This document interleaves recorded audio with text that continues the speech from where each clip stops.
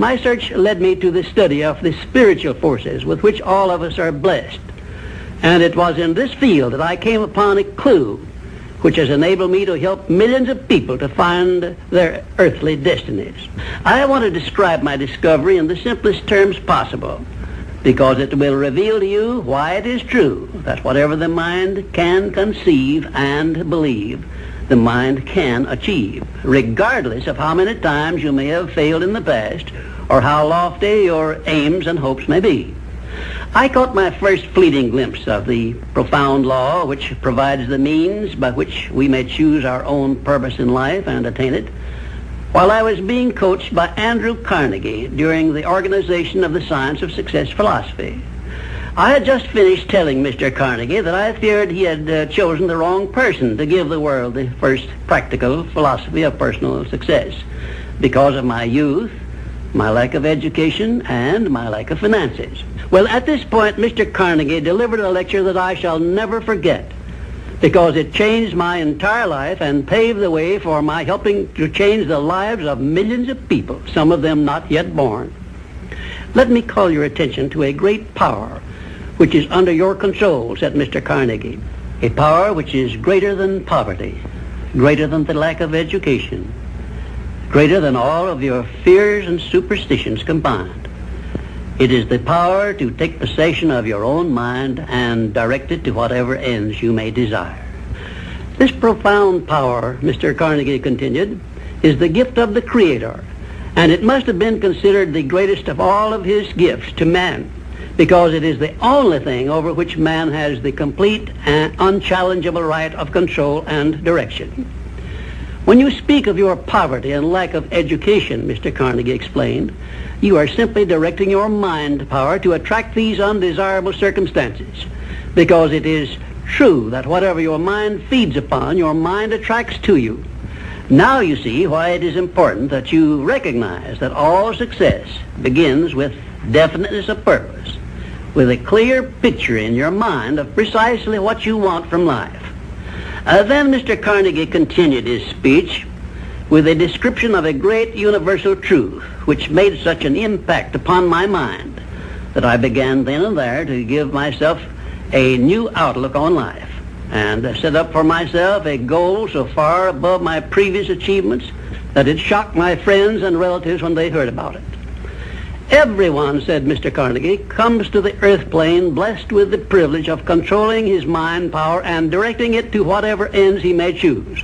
But, he continued, everyone brings over with him at birth the equivalent of 2 sealed envelopes, one of which is clearly labeled, the riches you may enjoy if you take possession of your own mind and direct it to ends of your own choice. And the other is labeled, the penalties you must pay if you neglect to take possession of your mind and direct it. And now let me reveal to you, said Mr. Carnegie, the contents of those 2 sealed envelopes. In the one labeled riches is this list of blessings. 1, sound health. 2, peace of mind. 3, a labor of love of your own choice. 4, freedom from fear and worry. 5, a positive mental attitude. 6, material riches of your own choice and quantity. In the sealed envelope labeled penalties, Mr. Carnegie continued, is this list of the prices one must pay for neglecting to take possession of his own mind. 1, ill health. 2, fear and worry. 3, indecision and doubt.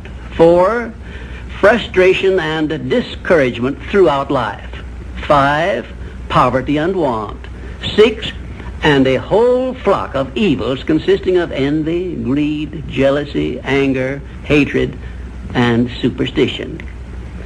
Now, my mission in life is to help you and everyone who needs my help to open up and use the contents of the sealed envelope labeled riches. And the starting point from which you must take off if you wish to write your own ticket from here on out for the remainder of your life, I will describe for you in these simple instructions. 1, procure a neat pocket-sized a notebook, or something on the order of this one here, loose leaf affair. And on page 1, write down a clear description of your major desire in life, the one circumstance or position or thing which you will be willing to accept as your idea of success. And remember before you begin writing that your only limitations are those which you set up in your own mind or permit others to set up for you. And 2, on page 2 of your notebook, write down a clear statement of precisely what you intend to give in return for that which you desire from life. And then start in right where you stand now to begin giving. And 3, memorize both of your statements, what you desire and what you intend to give in return for it. And repeat them at least a dozen times daily. And always end your statements with this expression of gratitude for the blessings with which you were gifted at birth. I ask not, O divine providence, for more riches, but more wisdom with which to accept and use wisely the riches I received at birth in the form of the power to control and direct my mind to whatever ends I desire. If you are not too successful or self-satisfied to accept and express this profound prayer, if you accept it and express it in the same spirit of humble sincerity in which I pass it on to you, a new and a better world will reveal itself to you. A world in which you will see reflected the circumstances and the things which you yourself have created. And now let me close this, our first visit, with my favorite expression of gratitude. O divine providence, I ask not for more riches, but more wisdom with which to make wiser use of the riches you gave me at birth, consisting in the power to control and direct my own mind to whatever ends I desire.